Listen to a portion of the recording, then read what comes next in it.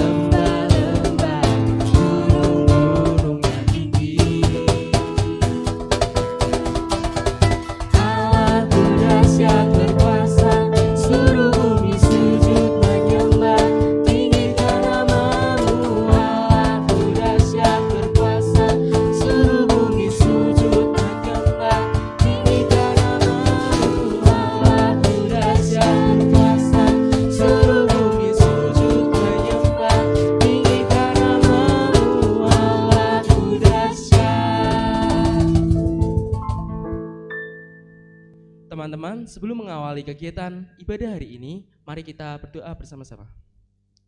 Bapa kami yang bertata di dalam kerajaan surga, kami bersyukur pada hari ini, walaupun dari rumah kami masing-masing, kami bisa bersama-sama beribadah dalam acara Travers Hopo Hopo.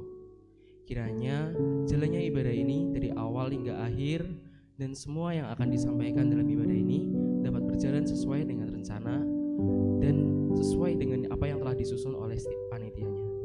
Terima kasih ya Tuhan, kami akan memulai ibadah ini dalam nama Tuhan Yesus. Haleluya, amin. Amin. Teman-teman, sebentar lagi kita akan mendengarkan kebenaran firman Tuhan. Untuk itu, mari sejenak kita siapkan hati kita untuk menerima setiap benih firman itu. Mari bersama-sama kita pujikan waktu Tuhan.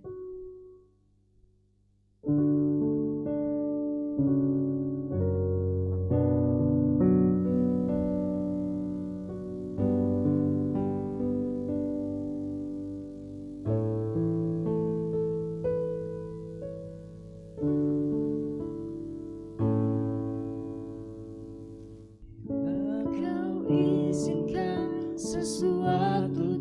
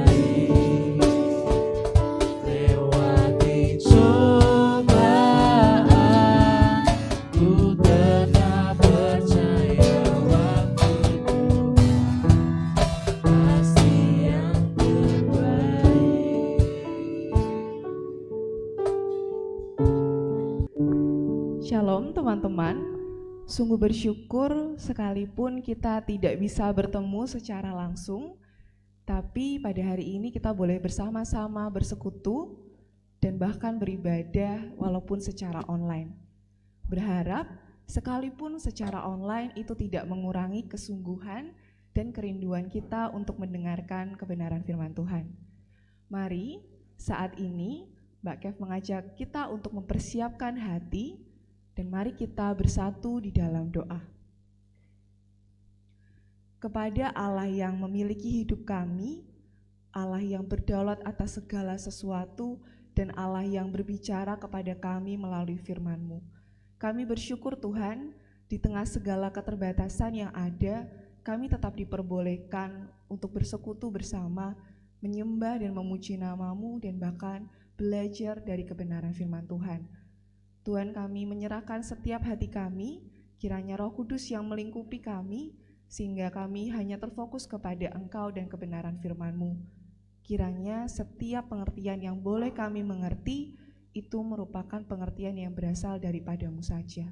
Terima kasih ya Tuhan, di dalam nama Tuhan kami Yesus Kristus, kami sudah berdoa. Haleluya, amin. Halo teman-teman, perkenalkan sebelumnya namaku Mbak Kevina, teman-teman bisa panggil aku Mbak Kevina atau Kak Kevina, dan saat ini aku sedang berkuliah di Fakultas Kesehatan Masyarakat Universitas Diponegoro, Semarang, dan sekarang sedang memasuki semester kelima teman-teman. Dan aku juga melayani sebagai TS atau tim sekolah di SMP 21 Semarang. Nah, teman-teman, hari ini kita mau bahas sebuah topik yang lagi happening banget, yang lagi kita semua alami. Nah, pasti teman-teman udah gak asing lagi dengan istilah new normal ya. New normal di mana kita harus beradaptasi dengan kebiasaan yang baru, bahkan kita mengerjakan segala sesuatu termasuk sekolah kita secara online dari rumah. Nah, apabila kita melihat angka perkembangan COVID-19 di kota Semarang nih teman-teman, sampai hari ini, sampai waktu-waktu ini juga belum mengalami perbaikan dan bahkan kurvanya juga masih belum melandai dan membaik. Hal itu juga menjadi alasan mau gak mau kita harus belajar secara daring dari rumah. Nah, Mbak Kev juga mengalami hal yang sama teman-teman. Mbak Kev di semester yang baru ini, semester kelima, Mbak Kev harus melaksanakan kuliah secara daring mungkin sampai akhir tahun atau sampai waktu yang belum bisa ditentukan. Nah, tapi kita mau sama-sama sadari ya teman-teman, bahwa dengan adanya adaptasi yang baru, pasti banyak tantangan baru ya kan. Namanya kita bisa sebut new normal, new challenge. Jadi kita pasti ya, teman-teman mungkin sudah dan sedang mengalami tantangan-tantangan itu, entah dalam memasuki masa new normal atau waktu teman-teman lagi beradaptasi untuk sekolah online. Nah, berbicara tentang sekolah online nih teman-teman, mungkin ada beberapa dari kita yang merasa enjoy banget ya sama sekolah online. Mbak, aku seneng banget, aku jadi lebih santai, lebih fleksibel buat sekolah. Tapi juga gak sedikit yang merasa resah, merasa cemas, merasa lelah Mbak aku sama model sekolah yang kayak gini gitu. Karena kita sadari ya teman-teman, ada banyak adaptasi termasuk kesulitan-kesulitan dan tantangan yang kita hadapi selama sekolah online ini. Nah, apa aja sih Mbak? Mungkin teman-teman bisa relate ya di bagian ini. Yang pertama, mungkin kita kesulitan menggunakan sistem baru yang ada nih teman-teman. Misalnya kita perlu beradaptasi dengan aplikasi-aplikasi sekolah online yang mungkin berganti setiap semester atau mungkin setiap gurunya berganti. Lalu belum lagi kita kesulitan memahami materi yang guru kita berikan. Karena waktu yang terbatas, karena sarana yang terbatas, membuat kita jadi yang tidak bisa menangkap semua pelajaran itu secara padat dan efektif. Belum lagi kesulitan karena merasa semenjak kita sekolah online ini, kayaknya tugas tuh makin banyak Mbak, tugas tuh numpuk, ulangan numpuk, semua numpuk gitu. Nah teman-teman, seringkali itu tuh akhirnya membuat kita mulai berpikir banyak hal, seperti bisa nggak ya aku keep up sama temenku, ngejar pelajaran, kalau aku ketinggalan gimana? Belum tentang nilai. Gimana nih nilaiku semester ini gitu. Dengan sistem baru yang aku belum terlalu jelas, tapi gimana aku bisa tetap dapat nilai yang baik. Atau masalah studi lanjut. Mungkin kita dan teman-teman mungkin sudah mulai memikirkan ya, mau masuk kuliah mana, mau masuk universitas apa, dan jurusan apa. Itu pun juga menjadi salah satu kekhawatiran kita. Dengan tadi nilai yang tidak jelas, membuat kita jadi takut ya, bisa nggak ya aku masuk di universitas atau jurusan itu gitu. Dan muncul banyak ketakutan, kecemasan, banyak kekhawatiran lain yang timbul. Nah, tapi teman-teman patut disadari bahwa itu adalah hal yang wajar. Kita takut, kita khawatir itu wajar sebagai seorang manusia. Apalagi kita sedang diperhadapkan sama sesuatu yang baru nih, yang kita belum pernah mengalaminya sebelumnya. Jadi wajar teman-teman kalau kita merasa takut. Nah, tapi hari ini kita mau sama-sama belajar dari salah satu kisah di dalam Alkitab, yaitu tentang Yesus dan murid-muridnya. Dari sini kita mau belajar bagaimana sih respon yang tepat saat kita menghadapi kesulitan-kesulitan dan tantangan tadi. Nah, saat ini Mbak Kev mengajak teman-teman untuk mari kita buka Alkitab kita. Kita mau baca dari Matius 14 ayat 22 sampai 33. Mbak Kev akan membacakannya. Yesus berjalan di atas air.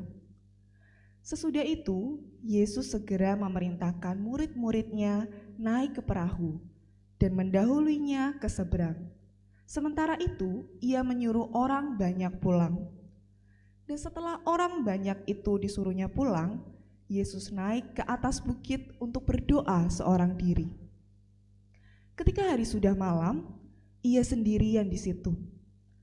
Perahu murid-muridnya sudah beberapa mil jauhnya dari pantai dan diombang-ambingkan gelombang karena angin sakal.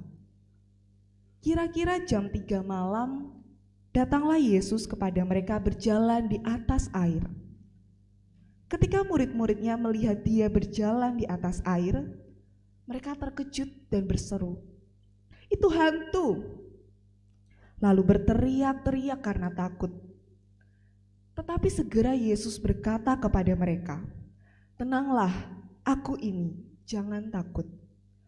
Lalu Petrus berseru menjawab dia, "Tuhan, apabila Engkau itu, suruhlah aku datang kepadamu berjalan di atas air." Kata Yesus, "Datanglah." Maka Petrus turun dari perahu dan berjalan di atas air mendapatkan Yesus.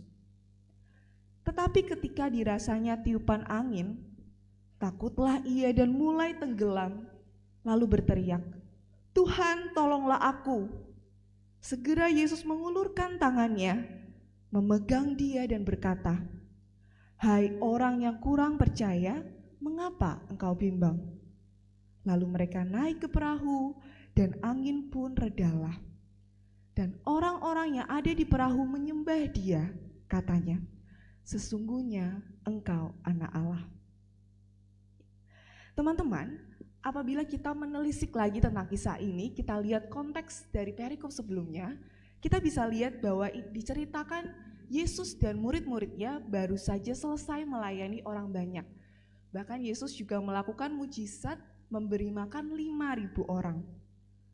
Kemudian di perikop ini, di ayat ke-22 kita bisa melihat Yesus memerintahkan murid-muridnya untuk pergi naik perahu mendahului Yesus ke seberang, bagian seberang dari Danau Galilea itu.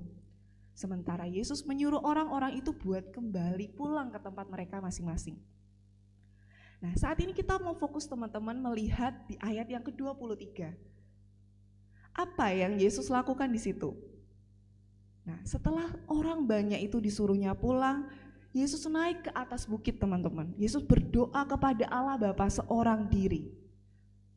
Nah, kita gak asing ya dengan kebiasaan Yesus ini ya. Yesus berdoa kepada Allah Bapa di tempat tersembunyi, di seorang diri, kita gak asing lagi. Banyak sekali bagian di Alkitab yang memberitakan dan juga mengisahkan tentang Yesus. Contohnya nih teman-teman, waktu Yesus akan memanggil ke-12 rasul, itu ada di Lukas 6 ayat 12, Yesus pun juga semalam suntuk sebelumnya dia semalaman berdoa kepada Allah Bapa. Selain itu, Yesus juga berdoa saat dia mengerjakan pelayanannya dari satu kota ke kota lain. Yesus selalu menyediakan waktu untuk berdoa dan bercakap-cakap teman-teman sama Bapaknya. Dia pergi ke tempat tersembunyi pagi-pagi buta untuk berdoa kepada Bapa.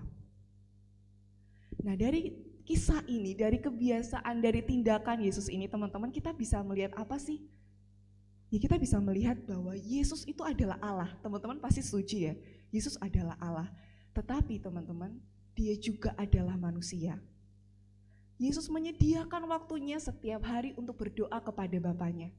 Yesus memang Allah, tetapi di bumi dia tidak mengerjakan setiap perintah dan juga pekerjaan di bumi itu berdasarkan kehendaknya sendiri. Tapi dia menyelaraskan kehendaknya dengan kehendak Bapa. Seperti saat Yesus mengatakan di Yohanes 8 ayat 28 bahwa Yesus mengucapkan apa yang Bapa ajarkan kepada Yesus, dan juga setiap mujizat Yesus itu dilandasi oleh kuasa Roh Kudus, bukan kemampuan dan juga kehendak Yesus sendiri. Nah, Yesus hidup dan mengerjakan pelayanannya teman-teman dalam komunikasi yang rutin, dalam komunikasi yang konstan dengan Bapa Surgawi. Kehidupan doa Yesus yang konsisten ini hendaknya memberikan kita juga teladan teman-teman. Bagaimana bukan hanya bagi para murid tapi juga bagi kita, agar sama seperti Kristus, hendaknya kita menyelaraskan hidup kita dengan kehendak Allah. Dan yang kedua, seperti Yesus juga, mari memelihara kehidupan doa kita, bercakap-cakap dengan Allah secara pribadi di waktu-waktu teduh kita. Nah, dari sini Mbak Kev ingin mengajak teman-teman untuk melihat di diri kita masing-masing. Apakah seperti Yesus kita sudah hidup berdasarkan kehendak Allah, atau selama ini kita masih hidup berdasarkan kehendak kita sendiri? Dalam konteks studi, dalam konteks sekolah online ini juga berlaku teman-teman.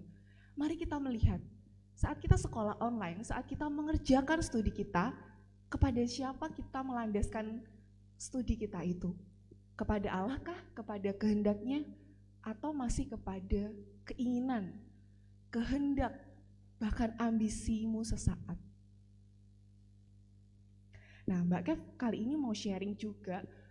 Ini adalah pengalaman yang kurasakan, dan dari sini aku mau berbagi ke teman-teman apa sih bedanya ya. Mungkin teman-teman juga bisa melihat di diri teman-teman masing-masing.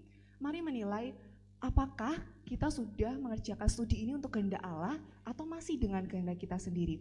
Nah, ada beberapa indikator nih teman-teman. Ada ciri-ciri perbedaan studi yang dilandasi sama kehendak Allah dan kehendak kita sendiri.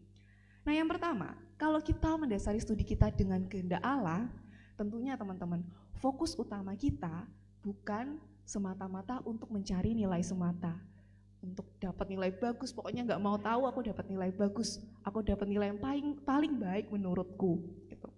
Tapi lebih daripada itu teman-teman, saat kita melandaskan studi kita dengan kehendak Allah, kita mau cari ilmu, kita cari pengetahuan yang itu tuh melengkapi kita loh teman-teman, untuk nantinya mengerjakan apa yang jadi kehendak Allah di dunia kuliah kita nanti, ataupun saat nanti kita masuk ke dunia kerja, dunia profesi.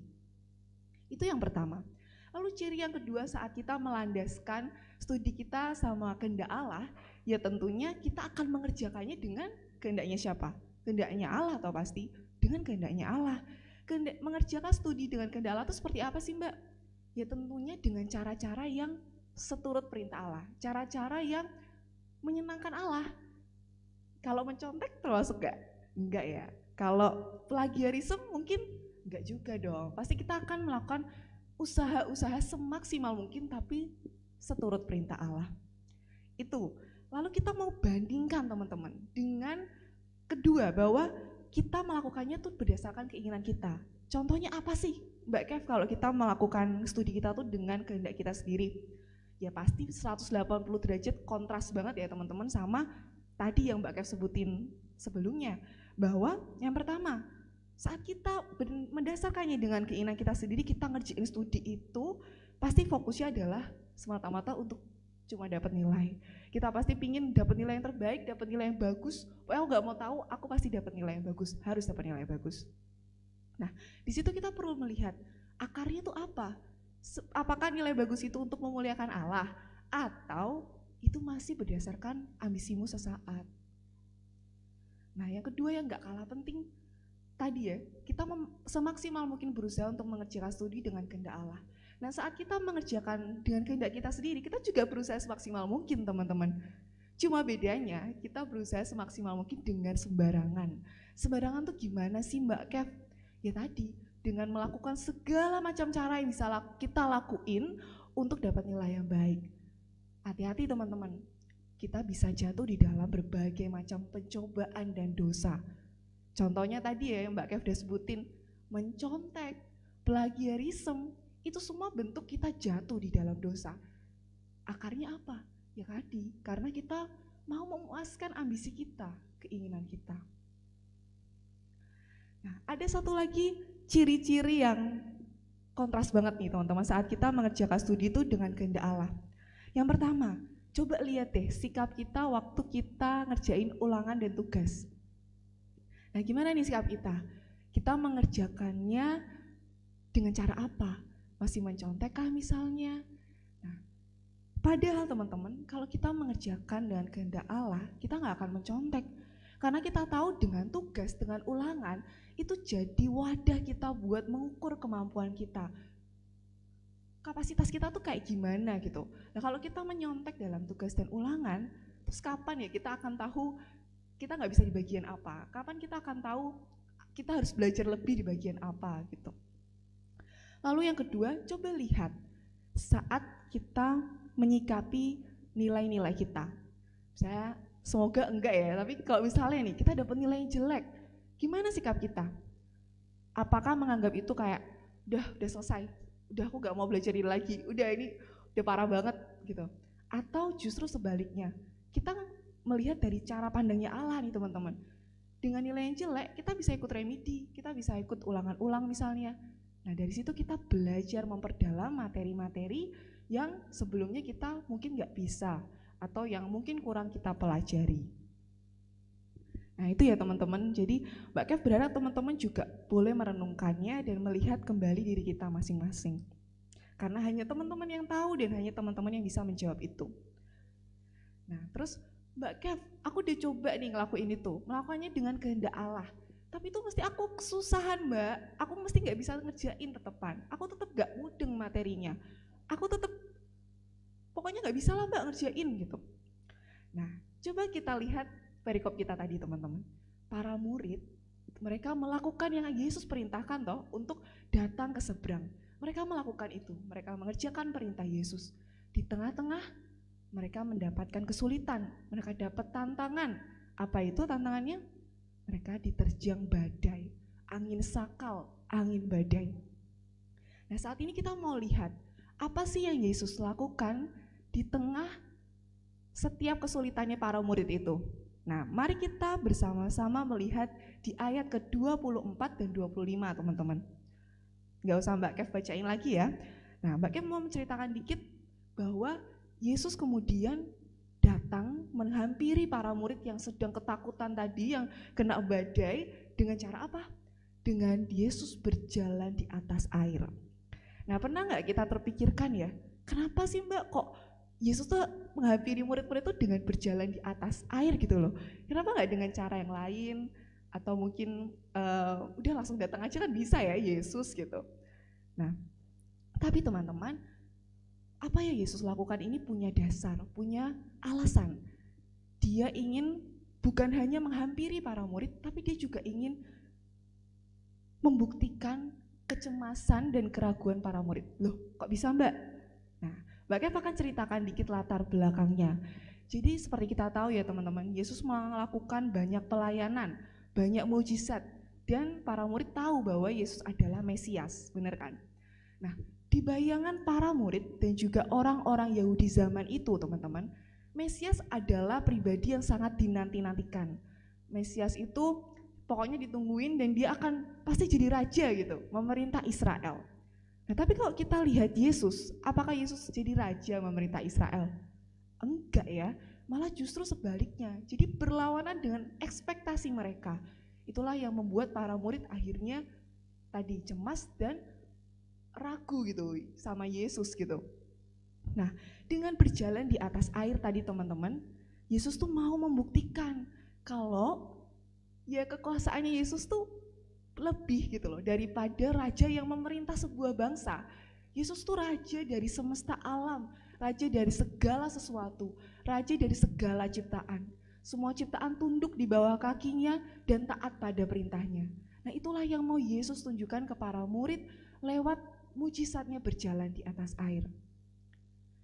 Nah, sekarang di bagian ini Mbak Kev juga ingin teman-teman, mari kita melihat bahwa Tuhan kita itu adalah Tuhan yang berkuasa atas segala sesuatu.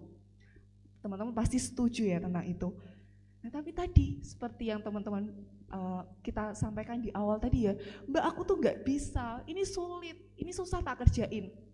Nah, kalau melihat hal ini, kalau melihat kita punya pribadi, Allah itu pribadi yang begitu berdaulat, begitu berkuasa, sewajarnya kita takut gak? Ya, sewajarnya kita tidak takut teman-teman, kita tidak cemas. Allah kita itu raja dari segala sesuatu dan bahkan dia lebih besar dari setiap kesulitan dan ketakutan serta kekhawatiran kita. Ia sanggup menolong kita dengan cara-caranya yang tidak terduga. Seperti tadi ya, Yesus berjalan di atas air itu tidak terduga teman-teman bagi para murid gitu. Nah, tadi kita udah bahas 2 prinsip penting. Yang pertama bahwa kita mengerjakan semuanya itu harus dengan kehendak Allah. Yang kedua, tidak takut karena kita punya Allah yang berkuasa, Allah yang lebih besar dari segala sesuatu. Nah, saat ini Mbak Kev juga mau bagi tips nih teman-teman. Mbak Kev mau bagi dan sharingin apa yang Mbak Kev lakukan. Karena Mbak Kev tuh juga takut sama kayak teman-teman Mbak Kev waktu awal-awal kuliah dulu, kuliah online, ya bingung banget kayak IPK-nya nanti berapa, aku mudeng gak ya sama materi yang dosenku bawakan dan sebagainya. Itu semua muncul di pikiran Mbak Kev. Tapi Mbak Kev ingin teman-teman juga menyadari hal ini. Ada hal-hal praktis yang bisa kita lakukan.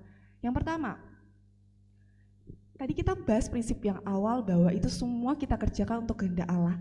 Nah, harusnya saat kita mengerjakannya untuk kehendak Allah, kita berusaha dengan maksimal. So, teman-teman, mari ya kita tetap ikut sekolah online, kita tetap tidak malas-malasan, kita tetap ikut setiap pelajaran yang guru kita bawakan gitu. Dan tadi kalau kesulitan di bagian sistem, mari kita beradaptasi, kita mau nggak mau harus beradaptasi teman-teman. Coba cari tahu sistemnya tuh seperti apa, penggunaan aplikasi ini tuh seperti apa, mungkin kelemahannya, kelebihannya tuh seperti apa, sehingga kita paham betul saat kita menggunakannya.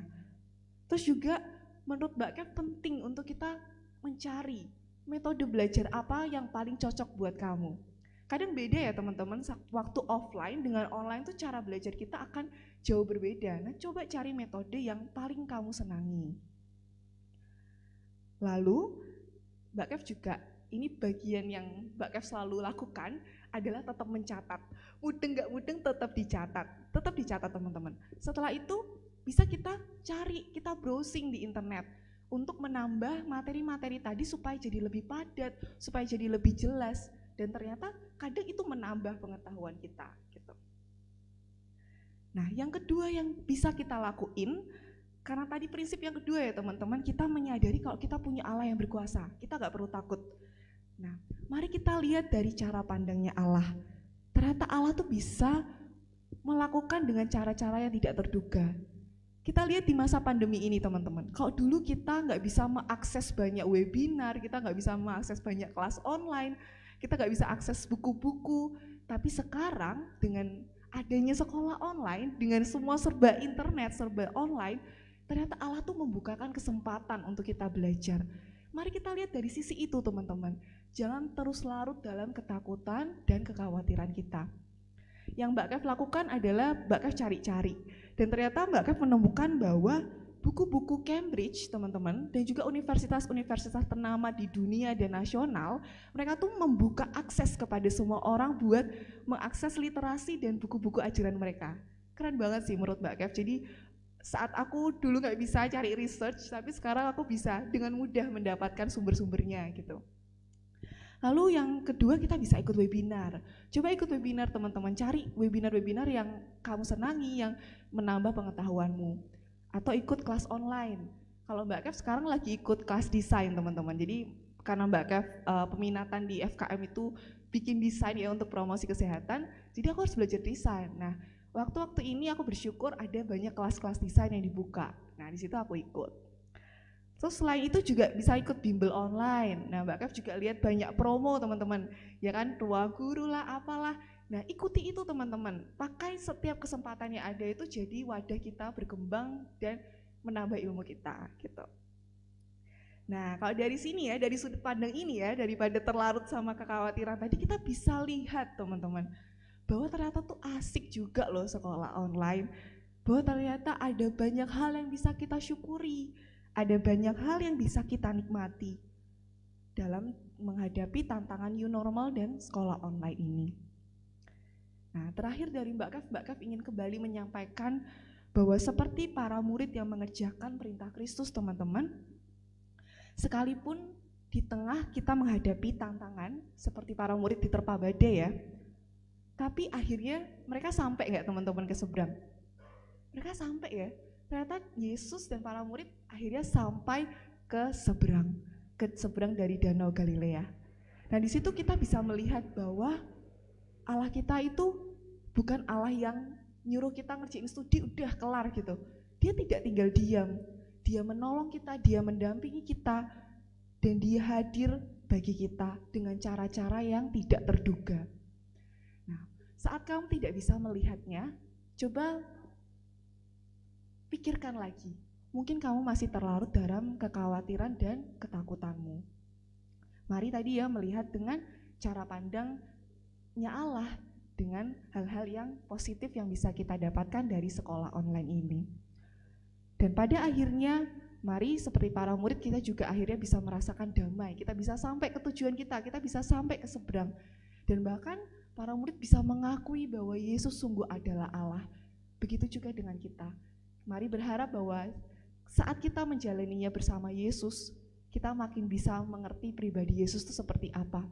Dan itu menjadikan kita semakin mengakui bahwa dia sungguh adalah Tuhan dan Juru Selamat di dalam hidup kita. Nah, satu ayat terakhir yang Mbak Kev ingin teman-teman untuk ingat selalu juga, dan mari kita jadikan pegangan buat kita menghadapi tantangan dan kesulitan-kesulitan ini, adalah dari Filipi 4 ayat 6-7. Mbak Kev akan bacakan. Janganlah hendaknya kamu khawatir tentang apapun juga, tetapi nyatakanlah dalam segala hal keinginanmu. Nah teman-teman, keinginan ini bukan keinginan kita, tapi keinginan yang selaras dengan kehendaknya Allah. Nah nyatakanlah keinginan itu kepada Allah dalam doa dan permohonan dengan ucapan syukur. Damai sejahtera Allah yang melampaui segala hal akan memelihara hati dan pikiranmu dalam Kristus Yesus. Nah, jadi teman-teman semangat untuk menghadapi tantangan-tantangan kedepannya dalam sekolah online. Mari bergantung dan percaya penuh hanya kepada Allah kita yang berkuasa atas segala sesuatu. Selamat sekolah online ya teman-teman, pokoknya tetap semangat. God bless you, Tuhan memberkati. Dan saat ini kita akan menutup firman kita pada hari ini sebelum kita akan melanjutkan ibadah kita lagi di dalam acara Traverse Hopo-Hopo ini. Mari kita bersatu di dalam doa. Kepada Allah yang berdaulat atas segala sesuatu, Allah kami yang mengerti kelemahan-kelemahan kami bersyukur kami boleh mengenal Allah yang seperti itu. Kami bersyukur melalui firman hari ini kami juga boleh melihat sisi-sisi lain dari setiap kesulitan yang kami hadapi dari sudut pandangnya Allah. Ajar kami untuk terus memegang itu dalam kehidupan kami, terutama dalam kami menghadapi masa-masa new normal dan sekolah online ini ya Tuhan. Kami tahu tidak mudah, tetapi izinkan kami untuk boleh percaya penuh hanya kepada Engkau. Dan kami meyakini bahwa saat kami menyerahkannya kepadamu, Engkau Allah yang tidak tinggal diam, Engkau Allah yang hadir, Engkau Allah yang bekerja, dan akan senantiasa menolong kami melewati setiap kesulitan itu. Kami rindu pada akhirnya kami boleh menyenangkan hati-Mu. Kami rindu pada akhirnya kami juga boleh semakin melihat dan mengakui bahwa Engkau sungguh adalah Tuhan dan Allah serta Juru Selamat dalam hidup kami. Terima kasih ya Tuhan, terima kasih. Ampuni apabila di sepanjang pemberitaan firman hari ini Engkau mendapati kami berbuat dosa yang tidak menyenangkan hati-Mu. Kiranya Engkau Allah yang setia dan adil itu berkenan untuk mengampuni kami. Dalam nama Tuhan kami Yesus Kristus kami sudah berdoa. Haleluya. Amin. Teman-teman, biarlah firman hari ini mampu kembali menyadarkan kita bahwa kita tidak perlu merasa khawatir. Biarlah kita menyerahkan dan percaya kepada rencana Tuhan. Percaya pada janjinya yang ajaib, biarlah kita berserah di dalam kekuatannya. Mari kita bersama meresponi firman hari ini dengan memujikan Ku Percaya Janji-Mu.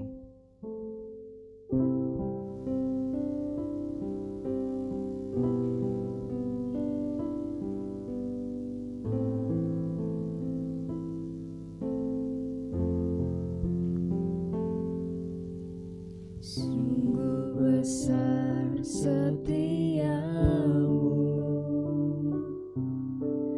Kau nyatakan bagiku.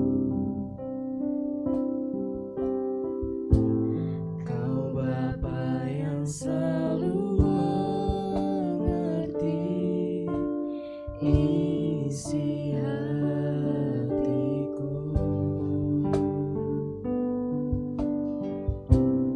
Kemuliaan-Mu Kau janjikan, aku tetap percaya. Ku percaya janji-Mu ajaib, terukir dalam kehidupanku. Ku berserah di dalam kekuatan-Mu.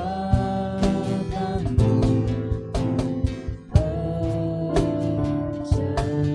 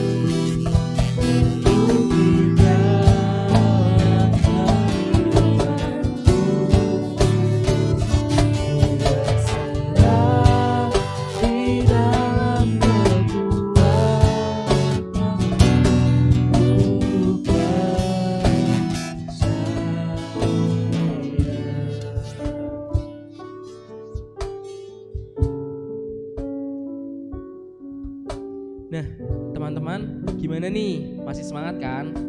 Biar makin semangat, saatnya kita kuis. Tapi sebelum kuis, teman-teman dimohon bisa mengisi lembar komitmen terlebih dahulu. Teman-teman bisa isi link di description box. Nah, teman-teman, sekarang kita mau ada kuis nih. Ada yang tahu nggak kuisnya kayak gimana? Gimana tuh Gur kuisnya? Gini Kak, jadi kuisnya tuh gampang banget. Nanti teman-teman cuma diminta untuk menjawab pertanyaan yang ada di description box di bawah ini dengan benar. Oh gitu, tapi pertanyaannya susah nggak? Enggak dong Kak, asalkan teman-teman mendengarkan firman yang udah disampaikan oleh Kak Kevina, pasti kalian bisa jawab. Terus Gur, ada hadiahnya nggak nih? Masa ada kuis tapi nggak ada hadiah? Tenang aja Kak, pastinya ada dong. Jadi buat 5 orang pertama yang berhasil menjawab semua pertanyaan dengan benar akan mendapatkan pulsa sebesar 50.000 per orang. Wah, boleh juga tuh hadiahnya. Apalagi lagi kelas online, pasti butuh banget pulsa. Nah, makanya kalian semua harus ikutin kuis ini. Kalian bisa langsung klik aja link yang ada di bawah ini atau di kolom deskripsi. Terus udah deh, tinggal jawab pertanyaan yang ada dan dikirim. Nah teman-teman, gak kerasa nih kita udah ada di penghujung acara. Sebelum mengakhiri persekutuan ini, mari kita berdoa dan percaya bahwa penyertaan Tuhan selalu mengiringi langkah kita sehingga kita tidak perlu khawatir. Mari kita bersatu dalam doa. Tuhan Yesus, terima kasih atas penyertaan-Mu sehingga persekutuan online kali ini sudah berjalan dengan lancar dan seturut dengan kehendak-Mu tanpa kekurangan suatu apapun. Tuhan, Kau yang beri kami hikmat dan pengertian yang dari Engkau Tuhan, supaya firman yang telah disampaikan oleh hamba-Mu Kak Kevina bisa menjadi rema dalam hidup kami ya Tuhan. Kami serahkan acara kami selanjutnya ke dalam tangan kuasa-Mu Tuhan, biar hanya rancangan-Mu yang terbaik yang terjadi atas hidup setiap kami. Kau selalu berkati setiap kami dan juga Kau berkati Kak Kevina juga Tuhan dalam apapun yang Kak Kevina kerjakan. Terima kasih Tuhan, dalam nama Tuhan Yesus, haleluya, amin.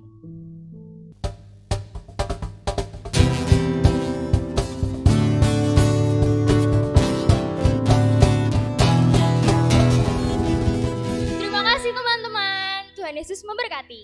Sampai jumpa di persekutuan DOC berikutnya. Yeay.